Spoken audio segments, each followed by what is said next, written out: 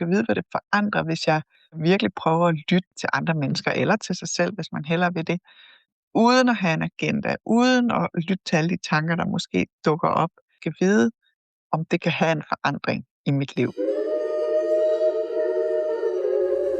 Du lytter til Det Spirituelle Hjørne.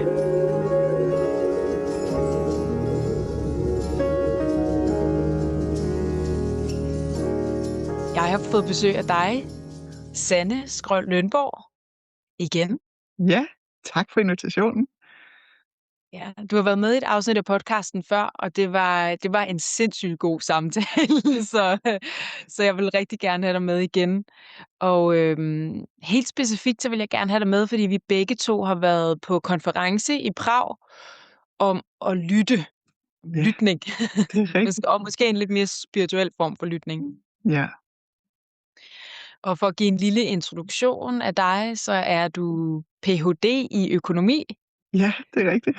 og så er du også coach og underviser. Og så er du også selv podcastvært sammen med Trine Hørmann. I har en podcast, der hedder Bag Tankerne. Ja, det er rigtigt.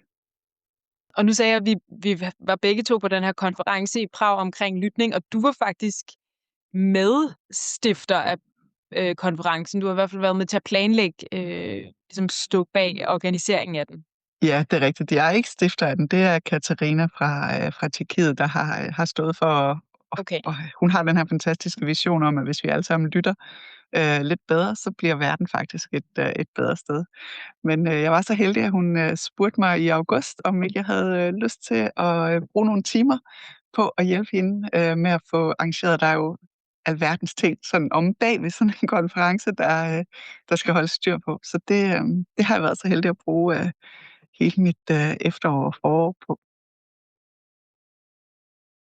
Ja, og så er der det her med at lytte, som jo kan lyde ret banalt. Altså, det er jo faktisk bare en af vores sanser. Så det er sådan, ja, vi lytter lige fra vi bliver født. Ja. Så hvad var det, der fik dig til at sige, ja, jeg vil godt være med til at hjælpe med at få den her konference om lytning stablet på benene? Hvad er den her dybere måde at lytte på? Ja, altså for det første sagde jeg ja, fordi Katarina Fischerova, som står for det, har en helt fantastisk vision om at sprede forståelsen af de 3 principper til mennesker overalt i verden. Hun fik jo også konferencen oversat til alverdens sprog, så alle mulige mennesker kunne være med, uanset hvor i verden de var, og det blev streamet online, så alle kunne være med gratis på den måde. Og det hun ser om lytning, det er, at hvis vi først begynder at lytte rigtigt til hinanden, til os selv og til livskraften, som jo hele tiden er der og guider os indefra, så vil alle de her konflikter og uenigheder, som der er i verden, slet ikke have mulighed for at trives. Og det synes jeg bare er en virkelig smuk vision, fordi som du siger, jamen, det er da så enkelt, det kan vi alle sammen. Og det er nemlig enkelt. Det er ikke ret tit, vi gør det, rent faktisk lytter ordentligt. Men ja, det er enkelt, og det er faktisk noget, vi kan. Så det er ikke noget med, at vi pludselig skal til at lære en helt ny måde at være på i verden, eller vi lige pludselig skal til at forstå alle mulige metoder og teknikker for at gøre noget bedre for verden.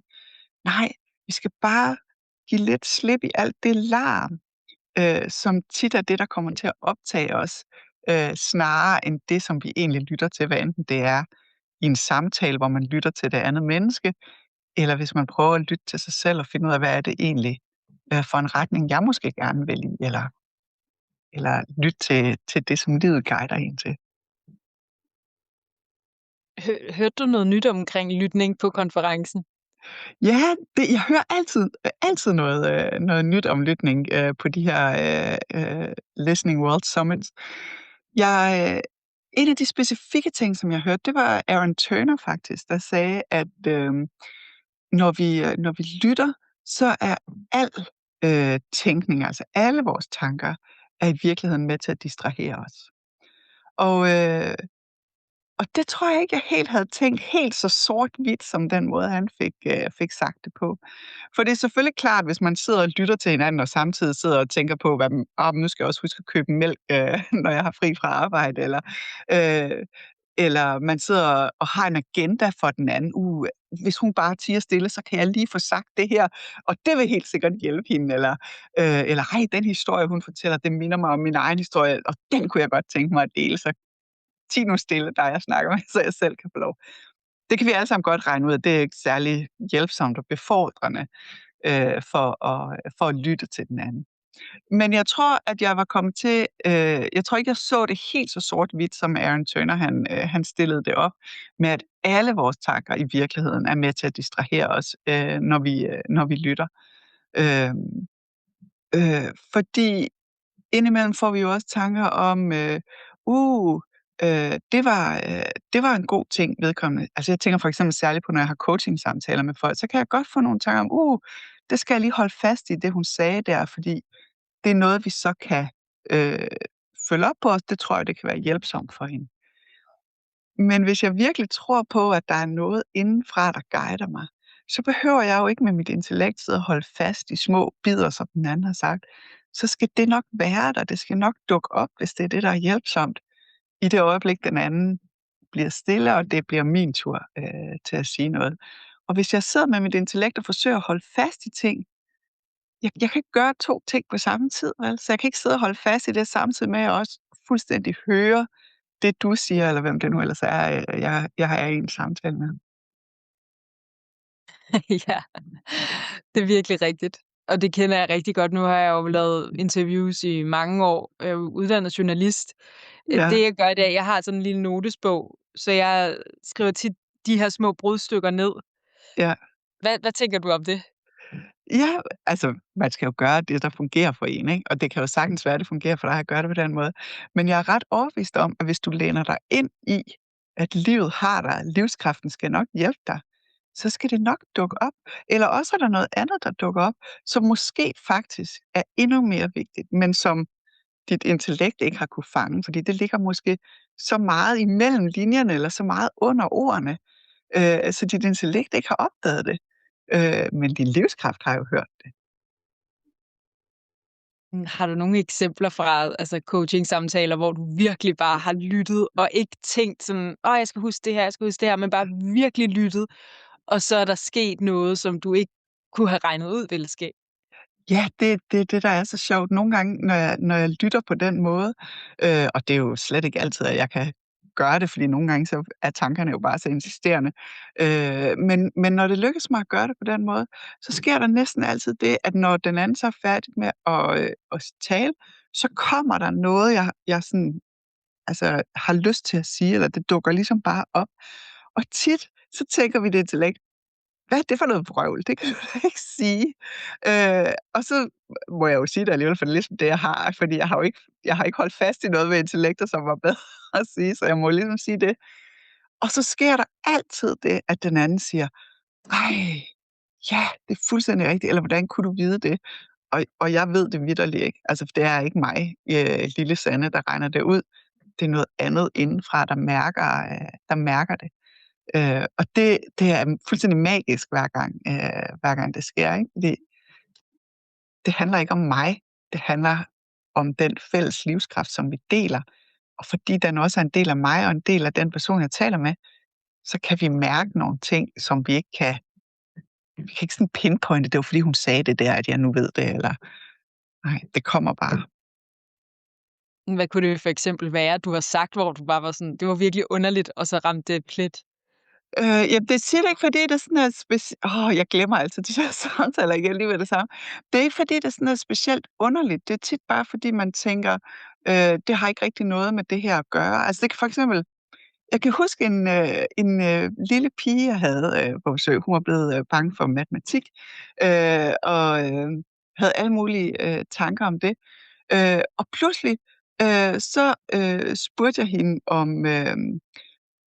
om noget med ballet, og jeg vidste ikke, at hun gik til ballet, men det kom bare. Og fordi at vi kunne snakke om det, så åbnede det for noget, som var anderledes, ikke? Og som gjorde, at nu var det ikke så farligt, vi behøvede ikke at snakke om det der matematik, som var træls. Så gjorde det bare, at samtalen den drejede på en anden måde, og pludselig var der en tillid, som jeg ikke kunne have fundet. Altså, jeg kunne ikke have skabt den tillid selv. men den kom alligevel, ikke? Giver det mening? Ja, det giver super god mening, og Ja. jeg sidder bare og tænker sådan: "Gud, hvor er det spirituelt." Altså, det her med at være så forbundet. Ja, Altså, jeg men det tror er også vi jo alle sammen, ikke? Fordi vi kan godt komme til at sætte det op, så, det er kun nogle helt særlige mennesker, som er, spirituelle på den helt rigtige måde, så de kan det her. Men vi har alle sammen de her eksempler. Hvis vi tænker tilbage på, øh, øh, samtaler, vi har haft med vores børn, eller vores partner, eller veninder, eller hvem det nu er, hvor der bare er et eller andet, der pludselig er kommet til os. Og så har vi spurgt ind til det, egentlig måske uden vi rigtig vidste, hvorfor vi spurgte ind til det. Og så siger den anden: hvor er jeg glad for, at du spørger om det, fordi det er faktisk lige det, der er svært nu. Og de havde måske egentlig ikke tænkt, at det var det, de skulle snakke om. Men fordi du så er så lyttende, så du åbner for det, så giver det pludselig mulighed for, at de kan snakke om det, som egentlig var det, de brændte for. Og de oplevelser, dem er jeg overbevist om, at vi alle sammen har, på den ene eller den anden måde. Men vi lægger bare ikke så meget mærke til dem måske. Vi tænker ikke så meget over, det var faktisk fordi, at jeg selv var stille og lyttede, fordi vi italesætter det ikke på den måde. nej. Nej, der er et eller andet i det, der er super interessant, for på en måde, altså, er det jo mega fedt, at man kan hjælpe, for eksempel som dig, du er coach, at du kan hjælpe dine klienter ved virkelig at sætte dine personlige tanker til side og bare være der. Men så kunne man også sige dybest set, jamen så er det måske lige præcis heller ikke dig. Nej, det er overhovedet ikke mig. Nej, det er det nemlig slet ikke. Og måske er det derfor, det kan være så svært, fordi at vi vil så gerne tage credit for det, hvis vi vil gerne tage alting så personligt. Jamen, det var mig, der gav det her gode råd. Ja, ja, men det er det jo ikke. Altså, hvordan skulle jeg nogensinde kunne fortælle et andet menneske, hvad der ville være en god ting for dem at gøre? Jeg kender dem jo ikke, og jeg kender ikke deres liv, jeg kender ikke deres omstændigheder.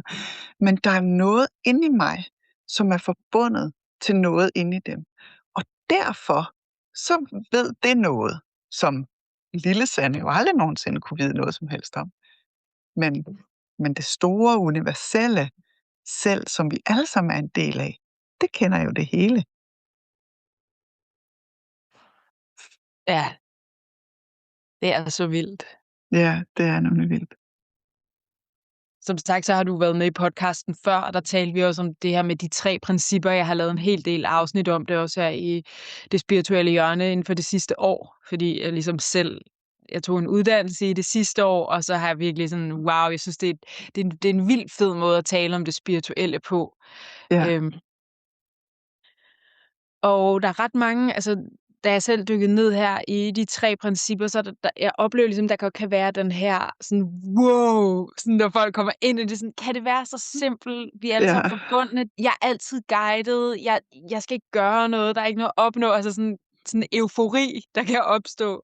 ja, Og det har vi også talt om, og sådan du fortalte i vores forrige samtale om, at du fik en dyb indsigt om, altså, at alt er kærlighed. ja, Øhm, og så er vi bare stadig mennesker. ja, fuldstændig. Så Ja, man kan godt have den her indledende sådan, wow, sådan, alt er bare så nemt på en eller anden måde. Jeg skal bare læne mig ind i livet, så kører det bare. Og så kan der godt gå noget tid, og så er man bare sådan, det er stadig super bøvlet at være menneske. ja, for så sker livet jo, ikke? Altså, så er der lige pludselig en chef på arbejdet, der tager en eller anden fuldstændig irriterende beslutning, og ens arbejdsliv bliver helt anderledes, end man havde håbet på, eller ens partner finder pludselig på at gøre et eller andet, man synes er vildt frustrerende eller irriterende, eller ens børn vil lige pludselig ikke i skole, fordi at de synes, det er alt for hårdt og svært, og hvad ved jeg. Og så kan man godt få sådan en følelse af, det er garanteret mig, der overhovedet ikke har forstået noget som helst af det. Men men det at møde de 3 principper er jo ikke sådan en garanti for, at nu bliver livet bare lyserødt og fyldt med lagkage og dejlige ting fra nu af og til vi engang skal videre her fra jorden. Nej, livet sker jo. Og det er klart, at vi får tanker, hvis vores barn for eksempel mistrives, eller hvis vores arbejdsplads pludselig bliver fuldstændig forandret, så får vi også tanker om, hvad skal det betyde for mig, og kan jeg overhovedet være i det, og så videre. Og det er fuldstændig naturligt, og så længe vi tager de tanker alvorligt, eller vi tager dem personligt, eller tror på dem, så mærker vi jo det, som tankerne giver os. Altså tanker kommer jo ikke alene, de kommer jo med en følelse. Og den spreder sig jo i hele kroppen, og så føles det jo virkelig som om, livet det er bare overhovedet ikke enkelt. Hvad var det for noget vrøvl, de der 3P-folk, de sagde? Det er jo mega svært, det her, ikke? Jo, præcis. Og så kan det faktisk komme den der, jeg kan ikke lytte alligevel. Jeg kan ikke Ja, lytte så åbent alligevel. Jeg bliver nødt til at have mine personlige tanker. Jeg bliver nødt til at holde fast i mit virkelighedsbillede. Det er for ja, risikabelt at overgive mig. ja. Altså, det er sådan et interessant sådan, eller sådan et interessant fænomen, der kan opstå, at man har egentlig fået en dyb indsigt om, jeg skal lytte, jeg skal være åben, jeg skal overgive mig, og så brænder man på en eller anden måde fingrene, fordi livet kan gøre ondt, og så er det sådan, så kan jeg ikke gøre det her alligevel, så skal jeg godt kontrollere det. Ja, præcis. Det er ret sjovt, ikke? Altså, det er jo vores intellekt, der får os bildt ind, at det er det, der bliver nødt til... Altså, vi bliver selv med intellektet nødt til at holde styr på det her, og få fundet ud af, hvad det er for noget. Og hvis man lige sådan læner sig tilbage et øjeblik, når man har sagt det til sig selv, og så spørger sig selv, er det den her lille computer, jeg har installeret ind i hovedet, som skal regne ud, hvad der skal ske her? Eller skulle jeg læne mig tilbage og se om livet, som har styr på det hele og kan se det hele, ikke bare det her lille bitte billede, som mit intellekt kan se, men rent faktisk det hele. Hvem er mon bedst til at løse det her problem? Ikke? Så er man jo ikke i tvivl. Selvfølgelig er det livet, der er bedst til at løse tingene. Men vores intellekt råber bare så højt og er så insisterende på, nej, det er mig, der skal have styr på det her. Så vi kommer nogle gange til at tro på det.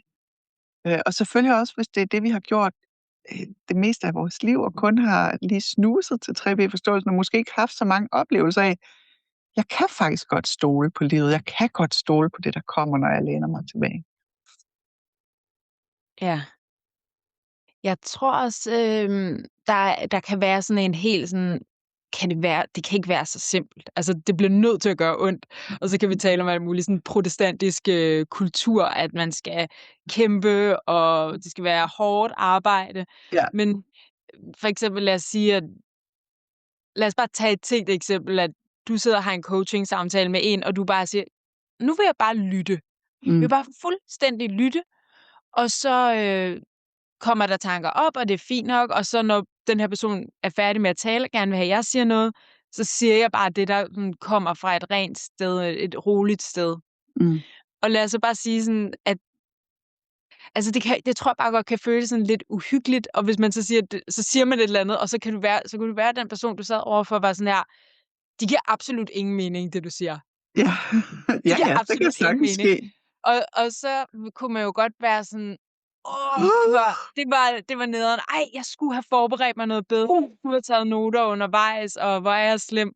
Og så vil jeg så sige, min egen erfaring med den slags situationer, det er altså, det ved jeg ikke, om du også kender, så går der noget tid, og så siger personen, Ja, nu forstår jeg, hvorfor. Det har du helt ret i. Præcis. Jo, og det kan jo sagtens ske, at de siger, det kan jeg slet ikke følge, det giver ingen mening. Og så må man jo bare lytte videre, og så må man sige, okay, så sig noget mere. Hvad er det så, der giver mening? Ja. Og så sker der nemlig tit det. Og nogle gange gør der jo ikke. Nogle gange bliver de ved med at holde fast i, at det der ikke giver mening. Og så kan det være, at de kommer efter 3 gange og siger, nu har jeg fået en indsigt, sådan og sådan, og så tænker man, ja, måske var det det, jeg sagde for 3 gange siden. Men der var de bare ikke klar til at høre det. Og det er jo fair nok. Altså, vi hører det, vi kan høre, når vi er klar. Ikke? Ja. Det er så interessant. Jeg får nærmest sådan et billede af, at sidde og tale sådan fra hjerne til hjerne. Hvis jeg nu sidder sådan og tager noter og er virkelig godt planlagt, og jeg har lavet sådan historisk research, og jeg har virkelig researchet meget, og du er også super velforberedt, så sidder vi sådan og taler sådan virkelig skarpt kommunikativt. Ja. Hvor den anden måde at tale fra er sådan, og det lyder bare måske sådan totalt cheesy eller corny, men sådan at tale fra hjerte til hjerte. Ja. Så det er noget helt andet. Det kan gå i en helt anden retning. Ja, fuldstændig.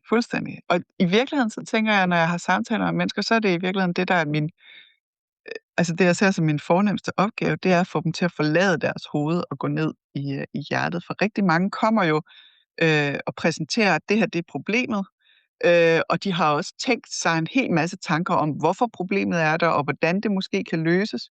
Helst ved, at alle mulige andre eller verden forandrer sig.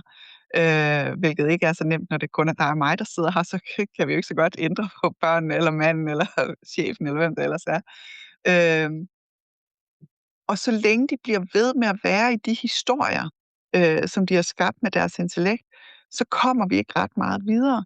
Men hvis de kan finde ind i en ro og falde tilbage til, hvad er det egentlig, de hører fra hjertet, så kommer der pludselig noget, der er frisk. Noget, der er nyt. Noget, der er anderledes, end det, de selv har gået. Altså, fordi de fleste har jo gået med de her problemer lang tid, inden de kommer og snakker med hinanden om det, ikke? Det er som regel ikke det første, man gør. Så man har ligesom vendt alle de der ting, som intellektet kunne finde på af løsningsforslag eller muligheder. Ja.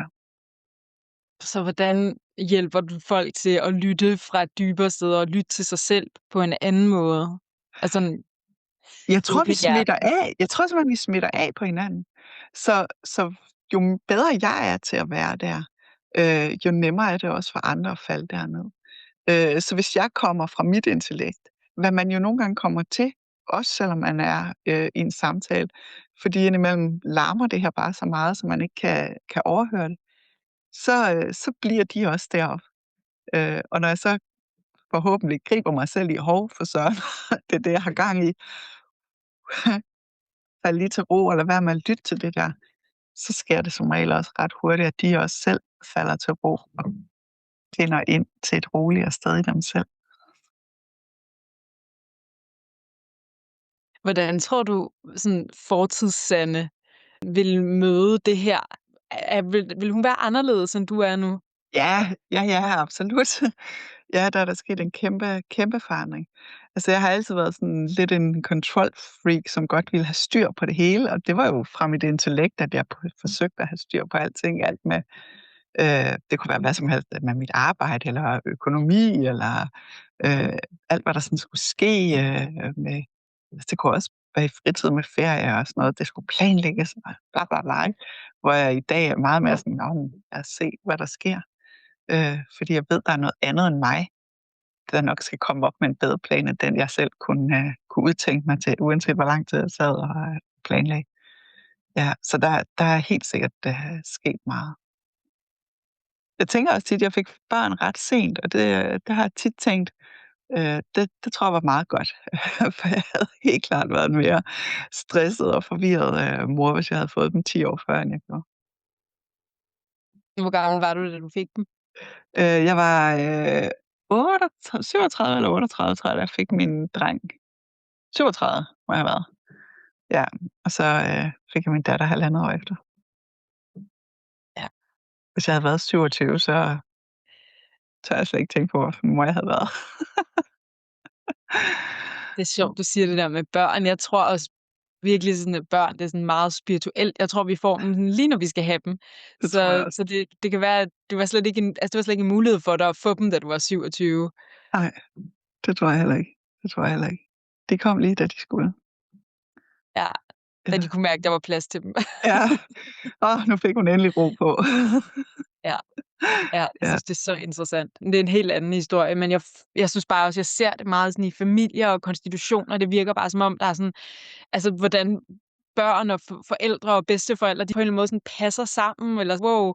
Og ja, og det er jo ikke altid super behageligt eller kønt, men det er virkelig sådan en følelse af, det er ligesom det skal være. Ja, det tror jeg også, det er. Også der, hvor det måske ikke er særlig kønt, eller måske direkte ikke særlig rart. Så er der en eller anden mening med det. Ja. Ja. Og det er der også rigtig meget overgivelse i. Ja, ja. Ja, det tror jeg også. Jeg tror i virkeligheden, det er noget af det, der gør livet allerlettest, det er, når vi overgiver os til det, der er. Altså uden at vi jo selvfølgelig skal finde os i alt muligt. Hvis vi ser mennesker blive behandlet dårligt, så skal vi selvfølgelig stadigvæk hjælpe på den måde, vi nu kan. Øh, men det der med, at vi hele tiden gerne vil have styr på det hele, og gerne vil have, at alting er lige præcis på den måde, vi kan tænke os til, det tror jeg faktisk er noget af det, der stresser mennesker allermest. At vi hele tiden synes, at vi skal være dem, der navigerer og styrer alting, så det bliver rigtigt. for hvad ved jeg om, hvad der er rigtigt, når mit synspunkt er lille bitte, ikke? Altså, lidt ligesom sådan en hest med skyklapper. Vi kan ikke se alt det, som livskraften kan se. Alt det, som universet kan se, fra et meget højere perspektiv end det der lille bitte perspektiv, som vi har. Og alligevel er vi tit dem, der tænker, jeg skal sørge for at gøre det hele. Og nu kommer vi jo snart til sommerferien, ikke? Der snakker jeg med så mange, især mødre, som, de vil bare så gerne have, at sommerferien er lige præcis rigtig.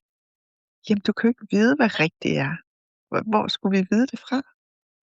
Og måske har dine børn brug for noget helt andet, end det du egentlig lige mærker, at de har brug for.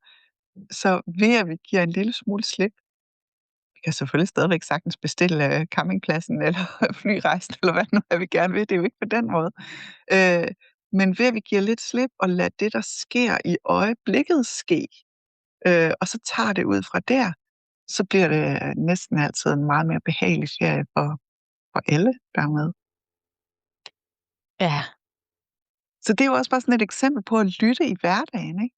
At, fordi tit kan det nogle gange, også det her med de 3 principper, det kan komme til at lyde som sådan noget lidt ophøjet noget, og noget, man sådan skal gøre nærmest i særlige anledninger, men ved at du bare ved morgenbordet på ferien lytter til, hvad har alle egentlig lyst til?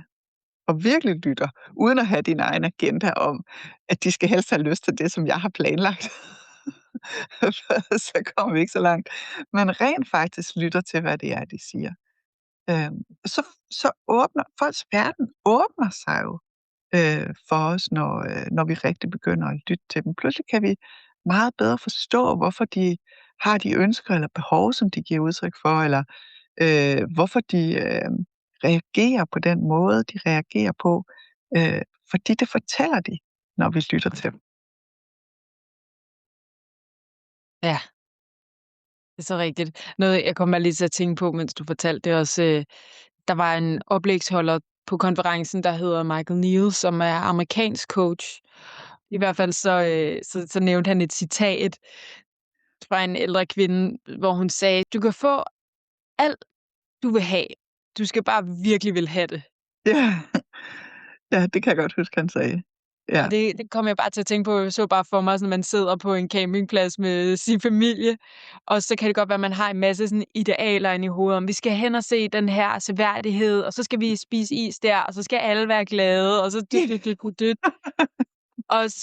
Og det tænker man sådan, det vil jeg bare virkelig gerne. Ja. Men så hvis sådan lige synker lidt dybere ned og virkelig mærker efter, sådan, er det virkelig det, du gerne vil have? Ja. Så tror jeg også bare, man vil være sådan, nej, jeg vil bare gerne have det, der er. Ja, jeg vil faktisk bare gerne have en dejlig ferie. Okay, den dejlige ferie er måske, at vi dropper seværdigheden og kun spiser is, eller dropper begge dele og går i poolen i stedet for, eller hvad det nu kan være, for det er faktisk det, folk har brug for. Præcis, og der er også plads til nedsmeltninger, eller at man får ondt i knæene, eller et eller andet, fordi det er det, der er. Jeg tænker bare sådan, at der kan tit være sådan et ideal, det kender jeg i hvert fald fra mig selv, at jeg sådan får puttet, jeg har en eller anden idé om, hvem jeg er, og det putter jeg ind i en eller anden lille boks, så det er sådan, det er den her, jeg er, det er sådan mit ideal, jeg. Ja. Og sådan som jeg ser mig selv, jeg er jo sådan en, som gør det og det og det. Jeg holder ferie på den her måde. Jeg ligger ikke bare og slapper af, men hvis jeg er der, og så skal jeg også lige huske at se det der, fordi når jeg kommer tilbage fra ferie, så kommer folk jo til at spørge, altså alt muligt, som egentlig er ret langt ude. Ja, man kan blive helt stresset. Ja, lige præcis. Helt vildt. Og så kommer jeg bare til at tænke på det der citat med sådan, du kan få det hele, du skal bare virkelig ville have det. Fordi hvis jeg så virkelig mærker efter, så er det måske noget helt andet end det der ideal, jeg har sat op, som jeg egentlig gerne vil have. Ja, lige præcis. Ja, lige præcis. Ja, og hvis vi mærker efter på den måde, uden at have alle mulige kasser om, hvad der er rigtigt, alle mulige agendaer om, hvad der er det rigtige, så hører vi også noget andet end det, som vores intellekt kommer med. Fordi så lytter vi et andet sted fra, så lytter vi fra hjertet, eller kan også sige, vi lytter til hjertet, og det, der kommer fra hjertet. Og det er som regel ikke afhængigt af, at det skal give de rigtige feriebilleder eller de rigtige ferieminder, som vi så kan fortælle om, når vi kommer hjem. Nej, det er meget mere grounded i, jeg vil faktisk bare gerne have en dejlig tid, en dejlig dag her sammen med min familie, eller hvem det nu er, jeg er på ferie sammen med, eller hvad jeg nu laver. Ja. Ja. Noget, jeg også sådan lidt kom til at tænke på, det er nok også lidt min egen frygt, det er, hvis jeg nu sidder og skal lave interview med dig, som jo er det, jeg gør nu, Ja. og jeg så virkelig bare lytter, så tænker jeg godt, at det kunne blive ret stille. Ja. Det kan du have ret i. Det bliver det også nogle gange. Og nogle gange så er stilheden faktisk også god. Måske ikke lige i en podcast. Men ellers i stort set alle andre samtaler, der rummer stilheden i hvert fald for mig noget virkelig magisk, fordi det er der, når begge parter bliver stille, så bliver vores intellekt også stille. Så er det som om, der er noget, der ligesom falder til ro inde i os. Og når det falder til ro, så kan vi pludselig høre noget andet. Noget andet, der taler til os. Den her indre livskraft eller visdom, den er der hele tiden og taler hele tiden til os. Så det er ikke sådan, den kommer, når vi bliver stille. Sådan kan det godt føles. Den er der hele tiden, men vi kan jo ikke høre den. Det er lidt ligesom, hvis vi har fyret helt vildt op for musikken derhjemme, så kan vi jo heller ikke høre, hvis der er nogen andre, der taler til os, fordi så er det bare den her musik, der brager løs. Men den er der hele tiden, den der guide. Så i en samtale mellem mennesker er det jo virkelig det bedste, der kan ske, hvis der lige bliver stille et øjeblik. Så kan begge parter nå at finde ind i det der gode sted, hvor der kommer noget nyt. Ja. Ja, og det er så kærligt, det sted. Det er det nemlig, ja. Ja, præcis, og det var også derfor, det var det pegede på, den indsigt, vi snakkede om i det sidste podcast-afsnit, vi lavede sammen, hvor jeg havde fået den der indsigt om, at alt hvad vi er i virkeligheden den her livsenergi, som er ren kærlighed. Fordi hver gang vores intellekt falder til ro, så er det det, vi falder tilbage i. Og det har jeg bare set så mange gange, både med mig selv, men også med alle mennesker, jeg er sammen med, at i det øjeblik, vi giver slip i intellektets idéer, også hvis for eksempel mine børn kommer hjem fra skole, og der har været en eller anden konflikt, og det er i hvert fald også for dårligt, og de er bare dumme, og i det øjeblik, de falder til ro, så kommer der pludselig noget kærligt frem. Jamen, jeg kan da egentlig også godt forstå, hvorfor han sagde sådan, eller det giver måske alligevel også god mening, eller jeg tror, jeg vil sige undskyld til ham i morgen, eller hvad det nu kan være. Måske er det, fordi han har det lidt svært, eller pludselig kan de mærke noget fra det der kærlige sted, som de slet ikke kunne mærke, da de bare var heroppe og bare, det er bare så irriterende. Og det er jo også derfor, Katarina har den her fantastiske vision med The Listening World, at vi kan faktisk skabe en verden uden krig, uden konflikt, uden alle de her mange problemer, som opstår af, at vi ikke lytter til hinanden, men at vi i stedet lytter til vores intellekt, som jo på mange måder bare forsøger at hytte lidt vores eget skin. Ikke? Vi skal sørge for, at vi selv har det godt, og vi selv kan klare os. Og det er jo naturligt nok, fordi vi har jo sådan et eller andet overlevelsesinstinkt, ikke?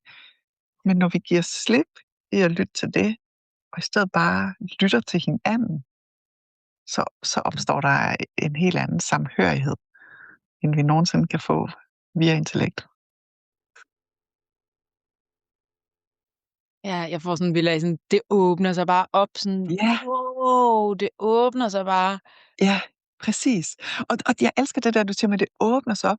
For mig er det virkelig det, der sker, når jeg lytter til et andet menneske. Det er som om, de tager... du kender godt de der sådan, tegnefilm, hvor hovedpersonen kommer gående, og så folder verden sig ligesom ud. Altså, det er jo tegningen, der gør det, ikke? At så folder verden sig ligesom ud foran dem, mens de går afsted. Og når jeg lytter til en anden, der fortæller om et eller andet, og det kan både være børn, der kommer hjem og er sure, eller andre mennesker, der fortæller om et eller andet konflikt eller problem, de har. Når de fortæller om det, så er det som om, at ligesom folder verden ud foran dem. Og så har de måske opført sig på en måde, som øh, de fleste af os ville tænke, ej, det er jo ikke nogen særlig pæn måde at gøre tingene på, eller det kan du ikke være bekendt, at du gjorde. Og så er det jo så nemt at fordømme folk og sige, ej, det må du ikke, og nu må du også, helt ærligt, det kan du ikke være bekendt. Måske især med vores børn, ikke, kan vi være meget hurtige til at sige, nu skal du sige undskyld. Men hvis vi i stedet lytter til dem, så kan vi pludselig begynde at forstå, hvorfor at de har gjort de ting, de har gjort. Hvorfor de har sagt de ting, de har sagt. Hvorfor de har kommet op og skændes eller slås med en af klassekammeraterne. Fordi alt, hvad vi gør, giver mening ud fra det, vi har tænkt i det øjeblik. Og det kan vi høre, hvis vi rent faktisk begynder at lytte til dem, uden at have en agenda om, nu skal de også lære, hvad der er rigtigt og forkert, eller jeg skal have dem til at se det her, når vores samtale er forbi. Fordi hvis jeg hele tiden har en agenda, så hører jeg ikke dem, så hører jeg bare min egen agenda inde i mit hoved. Ja. Jeg fik for nogle år tilbage, så fik jeg sådan en jeg dykkede meget ned i det her med virkeligheder og sandheder og alt det her.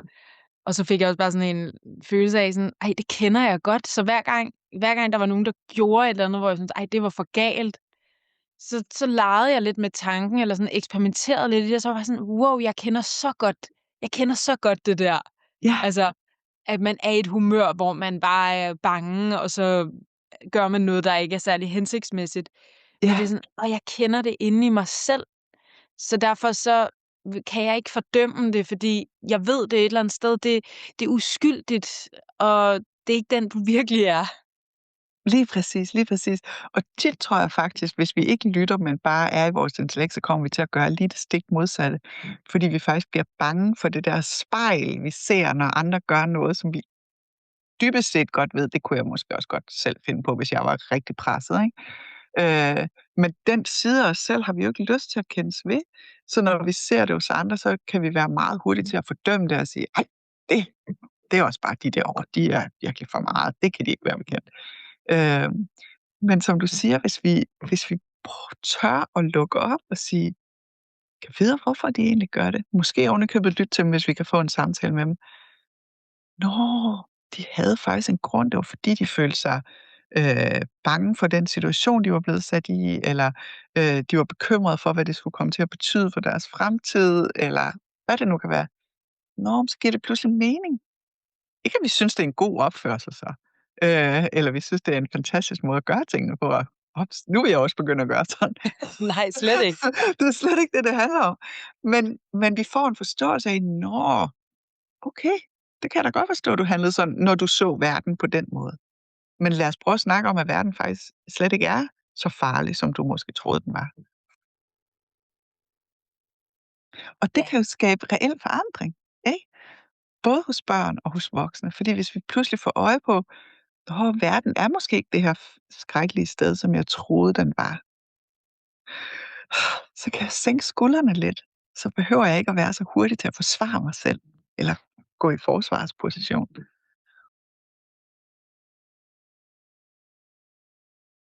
Har du selv nogen, du snakker med, hvis du glemmer det her? Fordi det tænker jeg også bare sådan, det sagde jeg også til dig, inden vi gik i gang med at optage, det kan jeg også lige nævne her, at jeg er jo meget glad lytter af din og Trines podcast, og det er især, fordi jeg synes, at I er meget ærlige.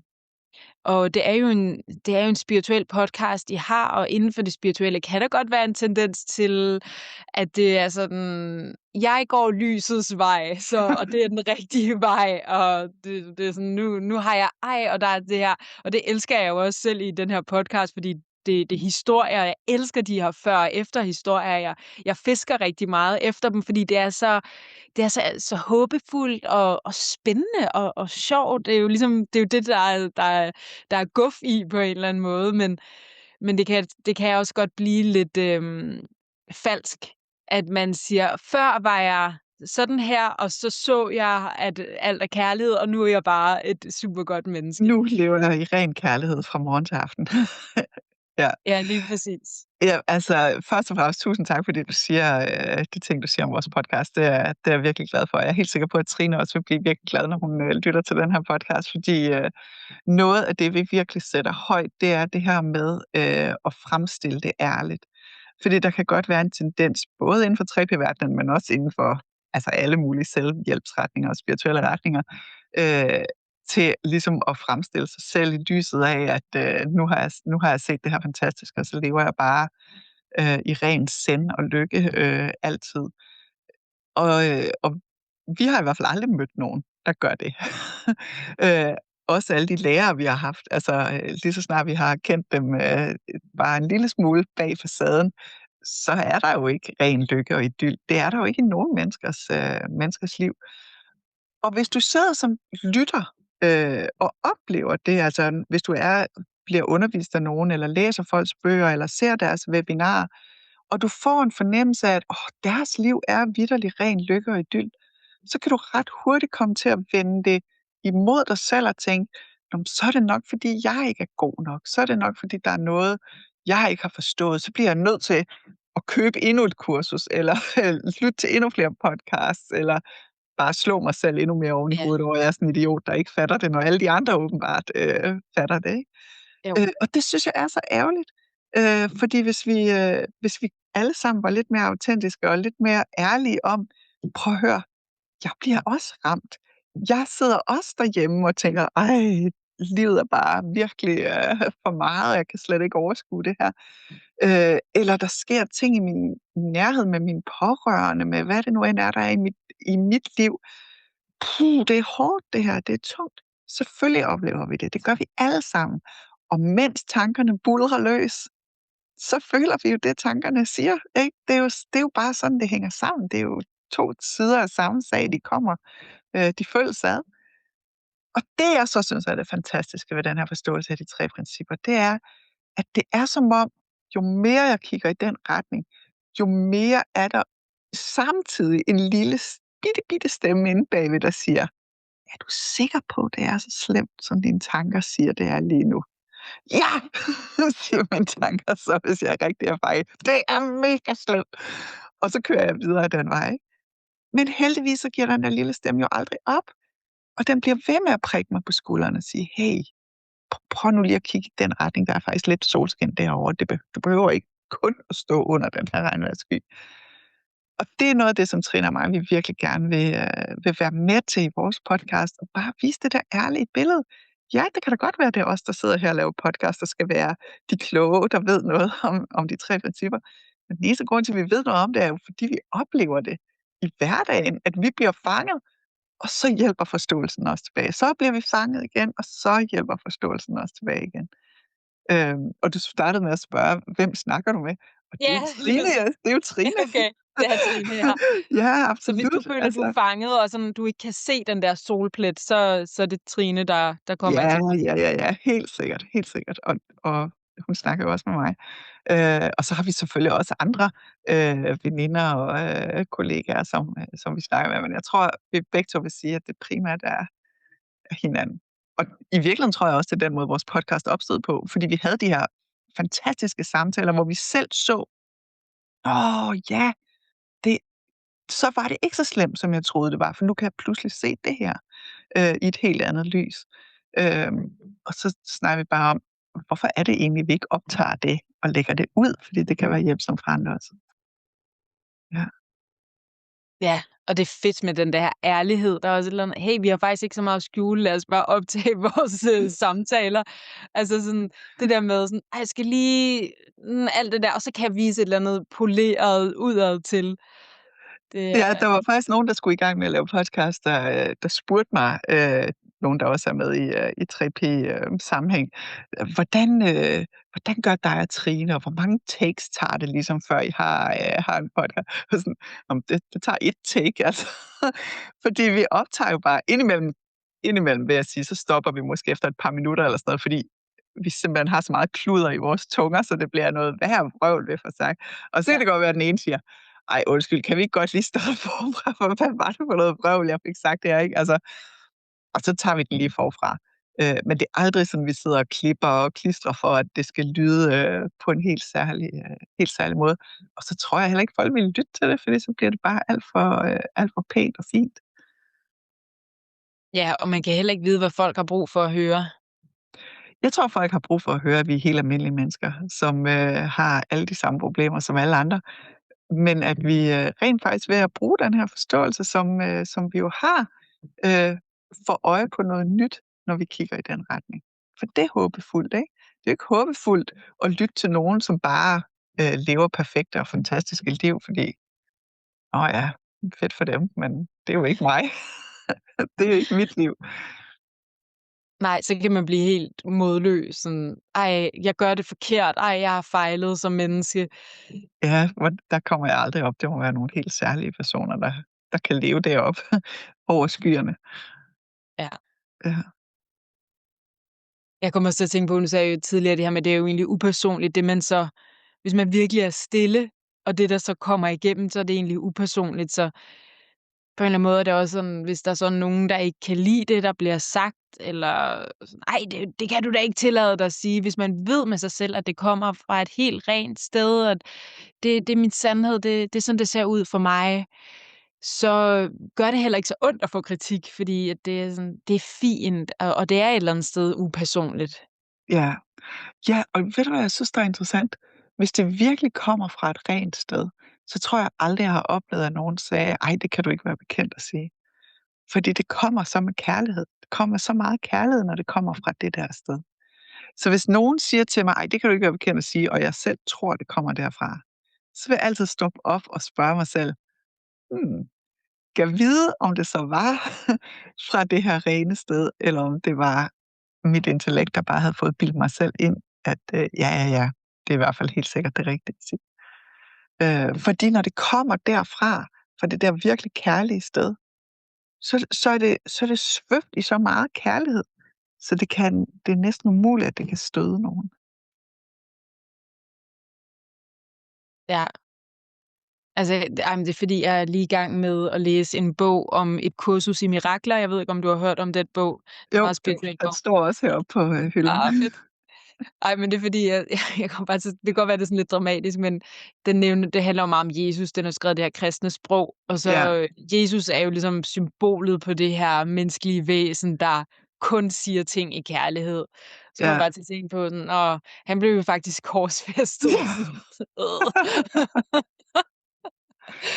Men Ja, altså, men der tænker jeg også, der var nogen, der lyttede, der havde ørerne lukket for den kærlighed, ikke? Fuldstændig. Ja, ja, følte sig lige skræmte. præcis.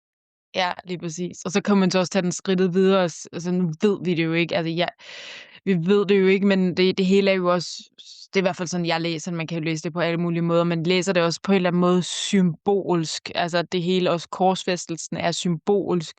Og dybest set, så var han jo identificeret med kærlighed, han var identificeret med samhørighed, og derfor var der heller ikke, altså det her med, at hans krop så skal korsfæstes, han ser igennem selv det, Ja, fordi han ved, at hans fysiske krop egentlig også bare er et symbol, ja, og det er så ikke den, han er. nej, og så genopstår han jo også, og alt det der. Så Ja, det var bare lige sådan en lidt, det var lige det der fyldte ind i mit hoved, fordi jeg er i gang med at læse om det. ja, det kender jeg godt. Jeg må sige, at jeg er ikke kommet så langt ind. Jeg synes, den er meget tung at læse, men jeg har tit tænkt, at jeg gerne ville have den læst. Fordi der er Jamen, mange jeg er faktisk ikke i gang med at læse omgivelser. den. Skal jeg vide, om jeg har den her ved siden af? Nej, det har jeg ikke. Nå, men jeg er i gang med en lille bog, som hedder En introduktion til et kursus i mirakler, Nå, det som kan er være, det er skrevet. der, jeg skal starte en gang. Den er super god. Altså, det er bare sådan en lille bitte smølfebog. Jeg har bare lånt den på biblioteket, og den beskriver også, et kursus i mirakler er ret snørklet skrevet. Det er Ja, ligesom det her, der menes. ja, Ja, ja, det er nok meget godt at få det skåret lidt ud i pap. ja.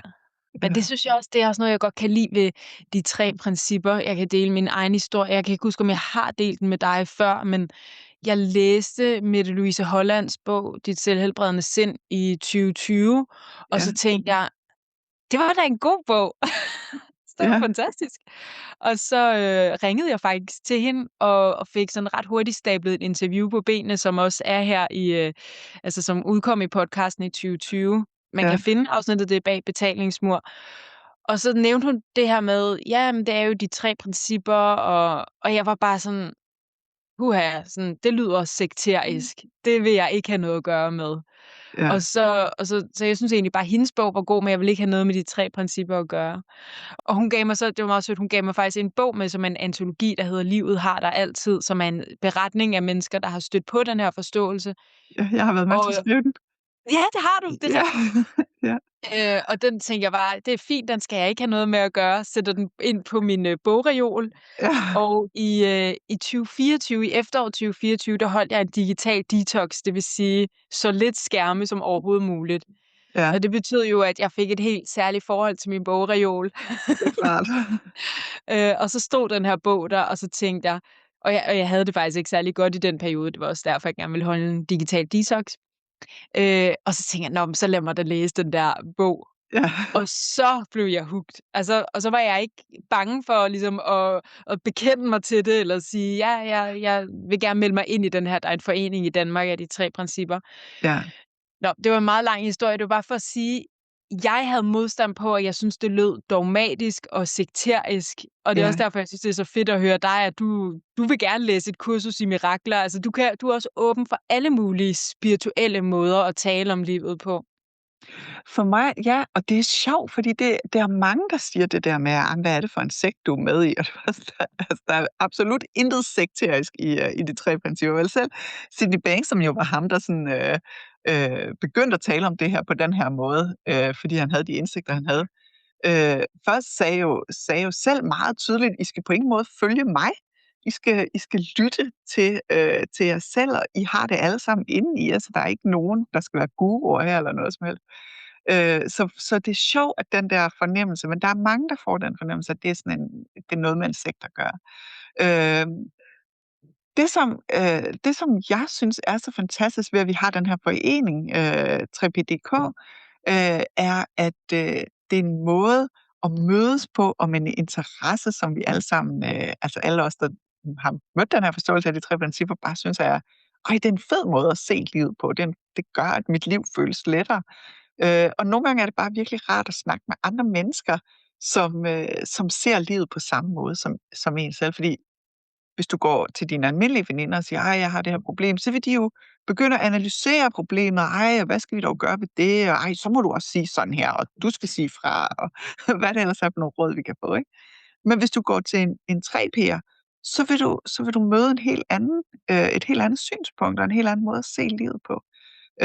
Og noget af det første, vi lavede, da vi stiftede foreningen af de 3PDK, det var jo at arrangere det, vi kaldte for mandagszoom, hvor vi hver mandag kl. 8 om aftenen mødtes på Zoom, altså ligesom du og jeg gør her.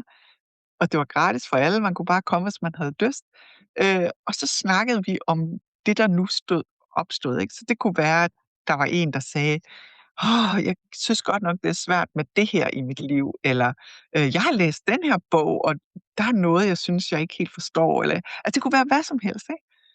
Men alle var ligesom enige om, okay, vi kigger på det ud fra den her forståelse. Så det var ikke noget med at begynde at sige, men har du prøvet hypnose, eller du må også nok hellere se at få sagt fra, det skal du ikke finde dig i. Nej, det var hele tiden med 3P som ligesom udgangspunktet. Og det gjorde bare, at det var virkelig nogle behagelige samtaler, nogle samtaler, man ikke kunne have haft andre steder, fordi jeg mødte i hvert fald ikke med en hel masse mennesker andre steder, som kendte til den her forståelse, og slet ikke dengang, hvor det startede. Så det er noget af det, jeg synes, der virkelig er fedt. Og nu er det jo blevet en kæmpe forening, hvor der er mange medlemmer.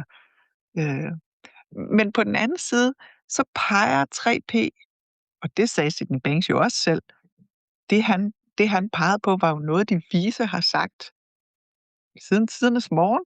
Altså, så er jo ikke noget, han har fundet på. Det er ikke sådan noget, det blev givet lige til ham, og ingen andre har hørt om det før eller siden. Nej. Nej, det er jo det samme, som alle mulige andre peger på. Det er jo også det samme, Jesus pegede på. Det er det samme, alle de store religioner peger på. Det er den samme sandhed, de peger på. Meget ofte sker der så bare det, at det bliver pakket ind i alt muligt. Og det er jo det, der for eksempel sker med religion, at så skal du følge regler, og du skal gøre alle mulige ting på bestemte måder, som er noget, der måske har givet mening i den samtid, hvor det blev lavet, men som måske ikke giver super meget mening der, hvor vi andre lever i dag. Øh, og det er det, jeg synes, der er så fantastisk ved den her forståelse, at det gjorde han jo virkelig meget ud af sit at sige, der er ikke nogen metode, der er ikke nogen teknik, der er ikke noget, du skal gøre, eller noget, du ikke må gøre. Du skal bare leve dit liv og vide, at din oplevelse skabes indenfra. Det er faktisk det eneste, og at du i øvrigt derfra, indenfra, har adgang til hele universets visdom, ikke, som vi alle sammen er forbundet til. Men ellers er der ikke noget, du skal gøre. Du må spise det mad, du vil. Du må gå i den kirke, du har lyst til. Det sagde han jo også. Altså, hvis du har en religion, så hold dig jo fast i den. Men begynd måske at lytte. Ikke efter dogmerne, men efter den sandhed, som religionen peger på. Fordi så kan du høre det samme der, som du kan høre, når du lytter til en 3P-podcast, eller læser en bog, eller et eller andet. Og det er den der sandhed. Det er det der, når det føles. Altså det er jo det, tænker jeg også, at du har oplevet en masse gange, efter du så begyndte at kaste dig lidt mere ud i det, at nogen siger noget, og du kan bare mærke, at det er sandt. Det rammer noget inde i dig, hvor du bare ved, ja, det er rigtigt. Det er sådan, det er. Også uden du kan forklare det, eller komme med alle mulige argumenter for, hvorfor det er sådan, det er. Du ved det bare. Og det er det, jeg synes, der er så dejligt ved det her, at der ikke er alle mulige ting, vi skal. Nej. Nej, lige præcis. Og tilbage til det her med faktisk at lytte. Og Ja, dybest set lytte til sig selv. Fordi når man virkelig lytter til sig selv bag tankerne, ja. så er det faktisk så er det alt, man lytter til. Ja, præcis. Og så kan det jo være Eckhart Tolle, du hører en eller anden video med, eller et eller andet, som siger noget, hvor du, ja, det er helt rigtigt, det her. Ikke? Men det betyder jo ikke, at Eckhart Tolle så ved alt om alting, og det kun er ham, vi skal lytte til. Nej, men han har set noget, som han formidler. Og i øvrigt, hver gang vi forsøger at formidle noget, så forvrider vi det jo en lille smule, fordi vores ord ligesom på en eller anden måde giver det en form.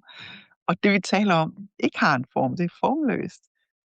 Så vi kan aldrig tale om det, uden at det sådan bliver let. Men vi kan mærke det i hjertet. Ja, det der. Der er noget der er rigtigt. Ja, præcis. Og så nogle gange synes jeg har selv prøvet at være i sådan en space, hvor jeg bare har været sådan, jeg har været sådan et virkelig godt sted, hvor jeg har bare sådan kunne lytte bag ordene. Jeg kan bare huske sådan specifikt, jeg tror, jeg talte i telefon med min mor, og jeg var bare sådan virkelig, sendt sted. Ja, fedt. Og hun snakkede bare med alt muligt. Jeg aner ikke, hvad hun snakkede specifikt om, men det var nærmest som om, jeg bare var sådan, wow, sådan, når hun talte, jeg var sådan, det er fuldstændig fantastisk. Og det eneste, jeg hørte hende sige, det var bare sådan, jeg elsker dig, jeg elsker dig, jeg elsker dig, jeg elsker dig. Og jeg var bare sådan, wow. Og sådan, Jeg elsker jeg også dig, mor. Og sådan, det var virkelig en syret oplevelse af virkelig at lytte. Og sådan, også måske, sådan, hvis man altså, lytter til alt, og man er i det der sted, så er det eneste, man kan høre. Og det er bare, wow. Hvor er det Ja, fantastisk. og det er jo det, der er fantastisk, ikke? Og nogle gange kan man misforstå hinanden virkelig meget, for ens mor kan måske sige, men hvordan går det, og har du nu penge nok, og kan du nu klare det, og så videre, ikke? Og så hører man det som kritik, og det kan hun ikke være bekendt. Og i virkeligheden er det jo bare kærlighed, ikke? Fordi hun, hvordan går det med min lille pige, som måske nok er blevet stor nu, men inde i hendes hjerte er det jo stadigvæk hendes lille pige. Ja, lige præcis. Ja. Ja, lytning. Super, super spændende. Ja. Jeg tænker, vi skal til at runde samtalen af, men som afslutning vil jeg høre, om der er et eller andet, du gerne vil give videre. Måske et godt råd, eller noget, man kan eksperimentere med, eller et eller andet, der optager dig for tiden. Ja, jeg kan godt lide, at du siger det der med at eksperimentere. Det er også det, vi gør hver gang, når vi har lavet vores egen podcast, Trine og jeg, at vi afslutter med en invitation til, at man kan kigge på noget selv. Fordi den her forståelse er ikke en, man kan lære af at lytte til andre. Det er kun noget, man kan få øje på, når man ligesom selv selv kaster sig ud i det. Og i forhold til at lytte, så kunne en invitation jo være bare at begynde at blive nysgerrig på at vide, hvad det forandrer, hvis jeg virkelig prøver at lytte til andre mennesker, eller til sig selv, hvis man hellere vil det. Uden at have en agenda, uden at lytte til alle de tanker, der måske dukker op. De vil selvfølgelig dukke op, men bare lad dem være, og så forsvinder de heldigvis lige så stille af sig selv igen. Men virkelig ærligt lytte til andre mennesker, kan vide, om det kan have en forandring i mit liv.